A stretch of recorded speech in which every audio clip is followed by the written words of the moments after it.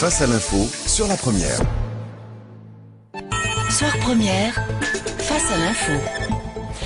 15 Palestiniens tués aujourd'hui à Gaza, 3 du côté israélien. Ce regain de tension entre bande de Gaza et Israël, Edika Colbert, s'inscrit visiblement dans un cadre de violence qui atteint toute la région. Il faudrait effectivement, Sandro, que nous commentions l'ensemble de la position régionale, puisqu'on sait tout aussi bien, par exemple, que la Ligue arabe va tenir une réunion d'urgence sur Gaza, que la position égyptienne entre Israël et Gaza et plus largement l'autorité palestinienne devient très difficile à tenir, que le Liban souffre à quelques encablures de la problématique syrienne, que la Turquie a évidemment un rôle à jouer à ce sujet, que nous avons assisté à des tensions aussi, pour ne pas dire plus, il y a des tirs sur le plateau du Golan entre Syrie et Israël. Voilà de quoi largement alimenter ce tour d'horizon avec 3 invités avec nous dans cette émission. Sont par téléphone Alain Grech, membre du comité éditorial de la revue Maghreb Mashrek et directeur adjoint du Monde diplomatique. Avec nous également Senci Saktar, spécialiste des questions européennes, professeur à l'université Bahçeşehir à Istanbul en Turquie. Avec nous dans quelques instants Emmanuel Navon, professeur de sciences politiques à l'université de Tel Aviv.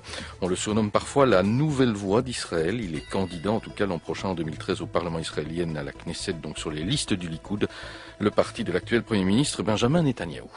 Alain Grech, est-ce que la menace d'une réplique de plomb durci est prise au sérieux et qu'en pense-t-on du côté de l'autorité palestinienne? J'entends de monsieur Abbas qui en appelait encore il y a quelques jours à la reconnaissance de l'État palestinien et en appelait à monsieur Obama en disant vous serez le dernier président américain d'une solution possible à 2 États.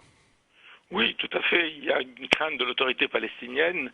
La crainte de l'autorité palestinienne vient d'une raison très simple, c'est que les négociations de paix sont dans l'impasse totale parce qu'il y a un refus total israélien d'accepter un État palestinien en Cisjordanie et Gaza, et que tout le monde le sait depuis des années.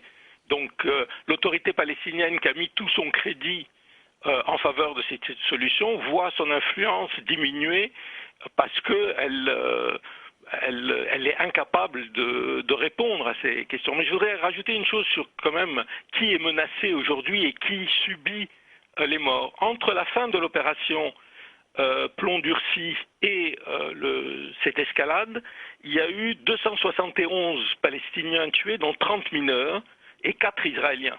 On est quand même dans une situation de déséquilibre total. On ne peut pas comparer des roquettes et des F-16 qui bombardent des camps palestiniens.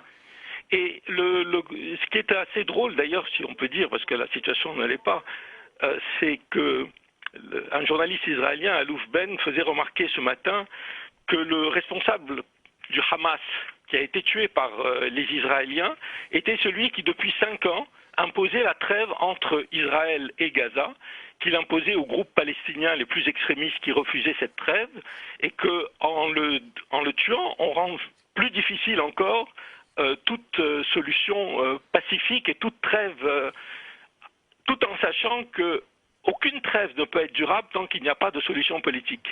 Et le refus de la solution politique, c'est un refus israélien, il faut le rappeler. Ce gouvernement est le gouvernement le plus à droite qu'il n'y ait jamais eu dans l'histoire d'Israël, avec un parti de M. Lieberman qui est un parti fascisant et qui refuse ouvertement, c'est-à-dire concrètement toute solution, puisque tous les jours, il y a des terres palestiniennes confisquées, tous les jours on construit des colonies, et tous les jours on rend impossible la solution de 2 États qui a été celle qui était acceptée en principe par la communauté internationale, et on crée une situation qui ne peut déboucher que vers des morts supplémentaires, et qu'on se comprenne bien, un mort israélien vaut un mort palestinien, je veux dire, et la souffrance d'une mère palestinienne et d'une mère israélienne n'est pas différente. Mais la question qui est qui est responsable de cette situation? Emmanuel Navon, lorsqu'il faut établir la géopolitique de la zone, les cartes ont changé au Caire. Nous parlions tout à l'heure de l'appel de M. Obama en direction de l'autorité israélienne, mais aussi de l'autorité égyptienne. Comment analysez-vous la réaction de M. Morsi qui annonce vouloir se rendre à Gaza? Je viens d'entendre pendant 5 minutes de propagande et de mensonges de mon prédécesseur. C'est absolument insupportable d'entendre ces infamités. Est-ce que vous êtes en train d'interviewer un journaliste? Emmanuel Navon, Monsieur Navon, je vous pose une question. La propagande du Hamas. à la radio belge ou bien vous posez des questions Monsieur Navon, s'il vous voulez.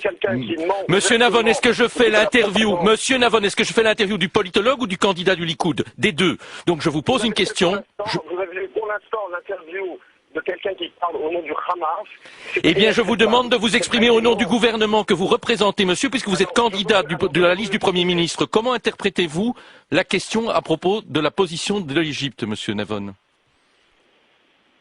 Écoutez, je ne peux pas ne pas réagir à ce qui a été dit avant moi. Monsieur Navon, si vous ne répondez pas à nos questions, je ne vois pas l'intérêt de poursuivre cet entretien avec vous non plus. Eh bien, moi, je ne vois pas l'intérêt de répondre à des questions dans une radio belge où on fait de la propagande. Parfait, monsieur Navon. Je vous remercie d'avoir défendu ici, avec courtoisie, je vous remercie de défendre avec courtoisie. Les auditeurs ne manqueront pas d'apprécier particulièrement le fait que depuis des années, nous vous recevons à cette antenne, monsieur Navon, et que vous venez de nous traiter de radio de propagande, alors que dès le départ, je vous pose des questions sur la gestion politique. Mais il appartient à votre responsabilité de candidat politique de ne pas oublier ce que vous venez de dire publiquement sur cette antenne.